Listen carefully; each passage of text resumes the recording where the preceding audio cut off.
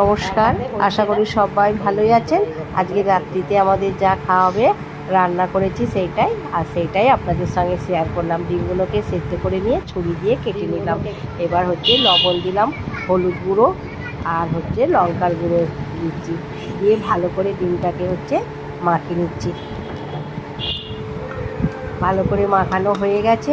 কড়াতে এবার তেল দিয়েছি, তেলের মধ্যে ডিমগুলোকে ভেজে নিচ্ছি, একটু হালকা লাল করে ভেজে নিচ্ছি। ভাজা হয়ে গেছে, এবার তুলে নিচ্ছি।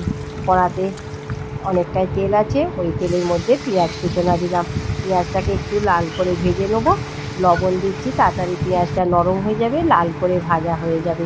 আর ভালো লাগলে চ্যানেলটিকে সাবস্ক্রাইব করবেন, লাইক করবেন, শেয়ার করবেন আর কমেন্ট করে জানাবেন কেমন হয়েছে আজকের আমাদের রাত্রিকে রান্না। পেঁয়াজটা ভাজা হয়ে গেছে লাল করে, এবার টমেটো কুচনা দিলাম। টমেটোটাকে একটুখানি মিডিয়াম আছে ভেজে নিচ্ছি। এবার আদা, রসুন আর জিরে বাটা, হলুদ গুঁড়ো, ঝাল লঙ্কার গুঁড়ো দিয়ে একটা পেস্ট তৈরি করেছিলাম, পেঁয়াজের ওপরে দিয়ে ভালো করে কষে নিয়েছি। খুব সুন্দর গন্ধ ছাড়ছে আদা রসুনের, তেল ছেড়ে দিয়েছে। জল ঢেলে দিলাম,